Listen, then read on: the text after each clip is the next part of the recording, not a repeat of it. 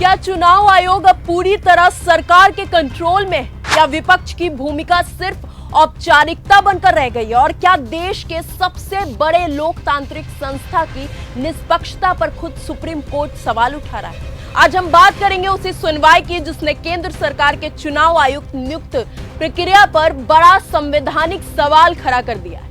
नमस्कार, मैं हूं अंकिता और आप देख रहे हैं न्यूज गंगा।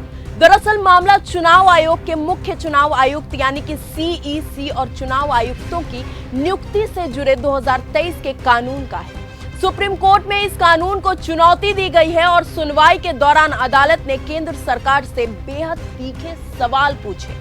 सुप्रीम कोर्ट की बेंच में शामिल जस्टिस दीपांकर दत्ता और जस्टिस सतीश चंद्र शर्मा ने साफ कहा है कि अगर चयन समिति में सरकार के पास पहले से बहुमत है तो फिर नेता विपक्ष को शामिल करने का मतलब क्या रह जाता है। अब पहले आपको पूरी नियुक्ति प्रक्रिया समझाते हैं। 2023 के कानून के मुताबिक चुनाव आयुक्तों की नियुक्ति कराने वाली समिति में 3 सदस्य होते थे। पहला प्रधानमंत्री, दूसरा प्रधानमंत्री द्वारा चुना गया एक केंद्रीय मंत्री और तीसरा लोकसभा में नेता विपक्ष, यानी 3 में से 2 सदस्य सीधे सरकार की तरफ से। ऐसे में अगर दोनों की एक ही राय हो जाए तो नेता विपक्ष की राय का क्या असर बचेगा? यही सवाल सुप्रीम कोर्ट ने उठाया है। कोर्ट ने कहा है कि चुनाव आयोग जैसी संवैधानिक संस्था सिर्फ स्वतंत्र होनी ही नहीं चाहिए बल्कि जनता को स्वतंत्र दिखाई भी देनी चाहिए। अदालत ने पूछा कि समिति में कोई तटस्थ व्यक्ति क्यों नहीं रखा गया? हर बार सरकार का ही दूसरा सदस्य क्यों? सुप्रीम कोर्ट की चिंता साफ है कि अगर फैसला लेने वाली समिति में सरकार का ही दबदबा रहेगा तो चुनाव आयोग की निष्पक्षता पर सवाल उठ सकते हैं और जब चुनाव आयोग पर ही सवाल उठेंगे तो लोकतंत्र में जनता का भरोसा भी प्रभावित होगा। अब यहाँ आपको 2023 का वो पुराना फैसला समझाना जरूरी है जिससे पूरा विवाद शुरू हुआ था।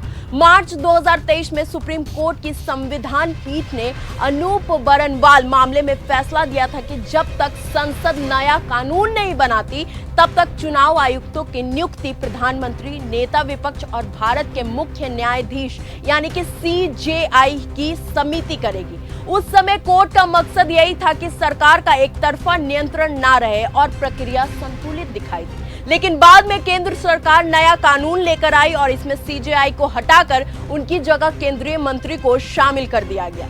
यहीं से विवाद शुरू होता है। याचिकाकर्ताओं का कहना है कि अब चयन समिति में सरकार के 2 सदस्य हैं और विपक्ष का सिर्फ 1। ऐसे में विपक्ष की भूमिका लगभग बेअसर हो जाती है। पूर्व आईएएस अधिकारी एसए शुक्ला ने कोर्ट में कहा कि चयन समिति और सर्च कमेटी दोनों पर कार्यपालिका का और ये संविधान की भावना के खिलाफ है। उन्होंने ये भी आरोप लगाया है कि अंतिम समय में कानून में बदलाव कर केंद्रीय मंत्री को शामिल किया गया, लेकिन संसद में इसका स्पष्ट कारण नहीं बताया गया।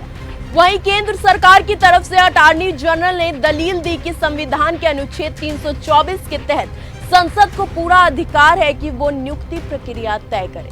सरकार ने कहा कि सुप्रीम कोर्ट की पुरानी व्यवस्था सिर्फ अंतरिम थी और अब संसद कानून बना चुकी है, लेकिन सुप्रीम कोर्ट ने यहाँ भी बड़ा सवाल उठा दिया है। कोर्ट ने कहा है कि केवल कानूनी अधिकार होना काफी नहीं है, लोकतांत्रिक संस्थाओं में जनता का भरोसा भी उतना ही जरूरी है। अदालत ने यह भी पूछा कि जब सीबीआई निदेशक की नियुक्ति समिति में मुख्य न्यायाधीश शामिल हो सकते हैं तो चुनाव आयोग जैसे अहम संस्था में कोई स्वतंत्र सदस्य क्यों नहीं रखा गया?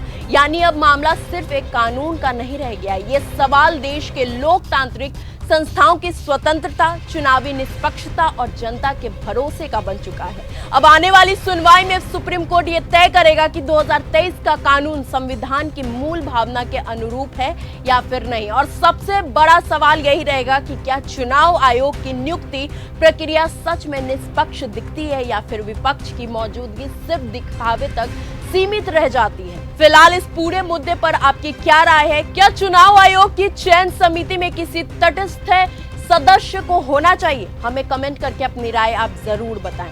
अगर आपको ये वीडियो पसंद आई हो तो चैनल को लाइक करें, शेयर करें और ऐसे ही अपडेट्स के लिए बने रहें न्यूज गंगा के साथ। अगर आपको ये हमारा वीडियो पसंद आया हो तो इसे लाइक और शेयर करना बिल्कुल ना भूलें। साथ ही हमारे चैनल न्यूज गंगा को सब्सक्राइब और फॉलो जरूर करें ताकि देश और दुनिया की हर बड़ी खबर आप तक सबसे पहले पहुंचे।